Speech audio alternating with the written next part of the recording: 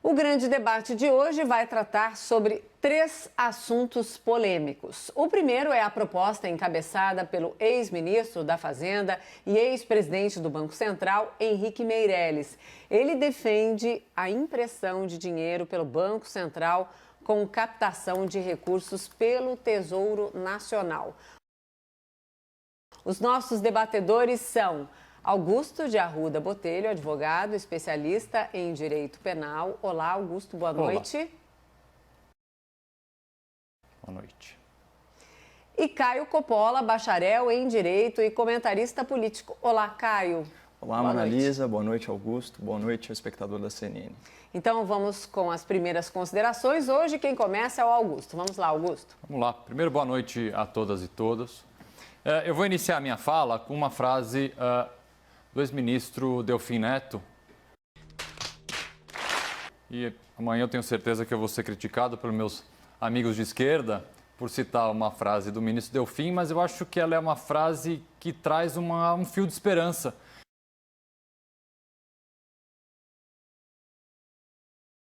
Muito importante, a gente precisa de esperança nesse momento. O ministro Delfim escreveu num artigo hoje ou ontem na Folha de São Paulo e ele disse assim, em determinado momento do artigo: todos pagaremos pelo empobrecimento geral proporcionalmente à nossa situação de vulnerabilidade, exatamente como numa guerra. E como dezenas de vezes aconteceu na história do homem, e essa é a parte que eu acho mais importante, haverá vida depois dela. Então, no momento que a gente está extremamente fragilizado, esse sopro de esperança é muito importante. Com relação à fala do Henrique Meirelles, que é um homem, um economista seríssimo, com uma história profissional, tanto no campo privado quanto no campo público, de bastante sucesso, o que ele quer dizer?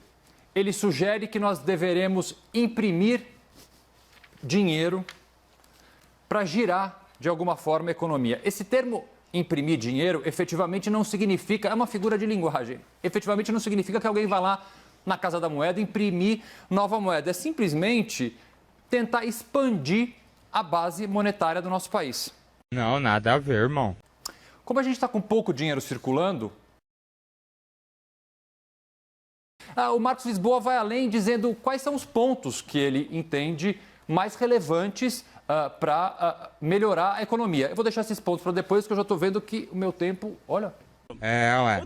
Hoje eu estou extrapolando o meu tempo, um milagre. Então, passo a bola para o meu colega Caio e eu volto na sequência. É isso aí, suas primeiras considerações. Caio, por favor. Muito obrigado, doutora, pela gentileza. Eu discordo pontualmente em relação à sua interpretação da frase, né, do ex-ministro Meirelles. Eu acho que ele foi bem literal.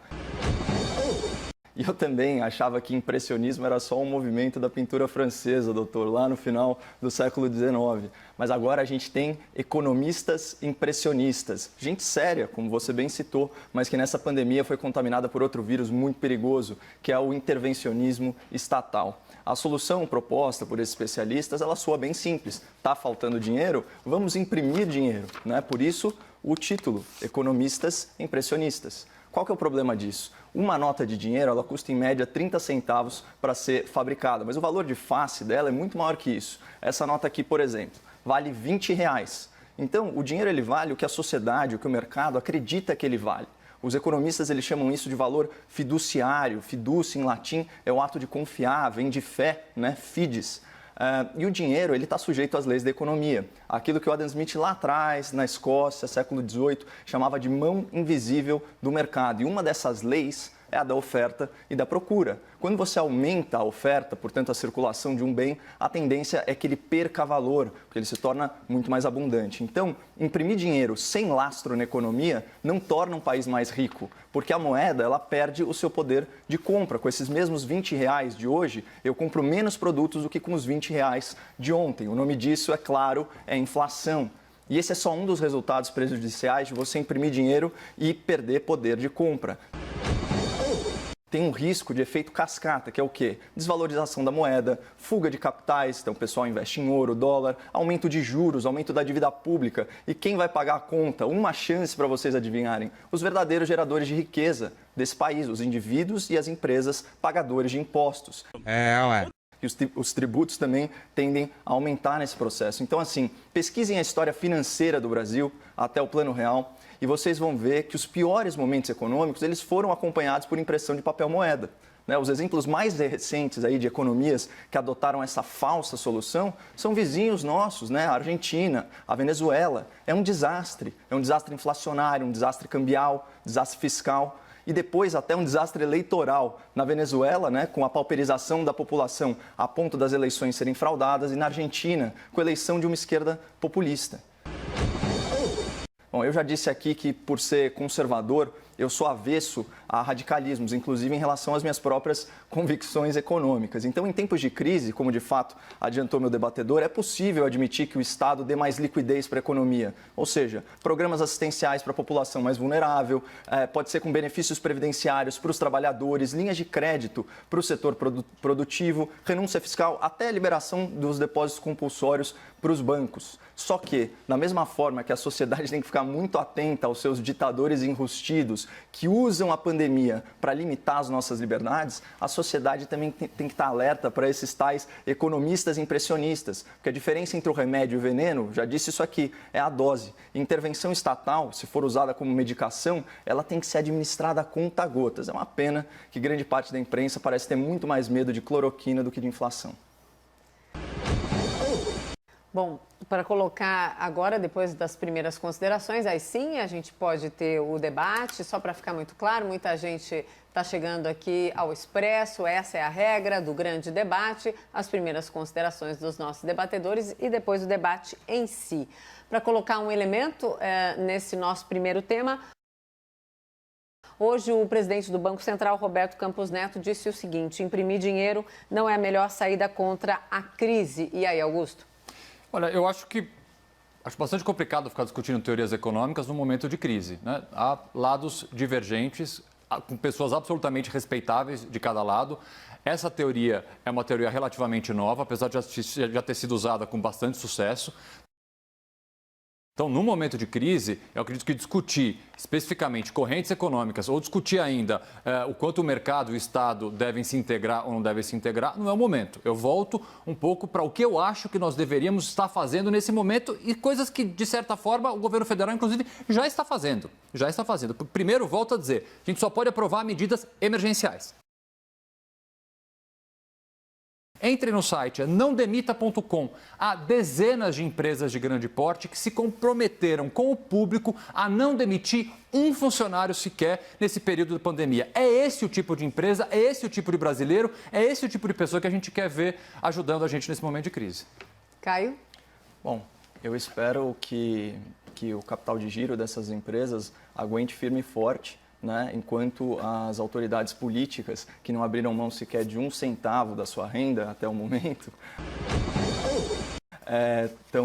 estão aí, enfim, blindadas, vamos dizer assim, vacinadas, têm imunidade ao coronavírus, para usar as sábias palavras do professor Modesto Carvalhosa. Eu queria chamar a atenção do espectador da CNN para um artigo capcioso que eu li hoje, de autoria do ex-ministro Maílson da Nóbrega. Quem é o Maílson da Nóbrega? É justamente o ex-ministro da Fazenda no período Sarney, o período de hiperinflação.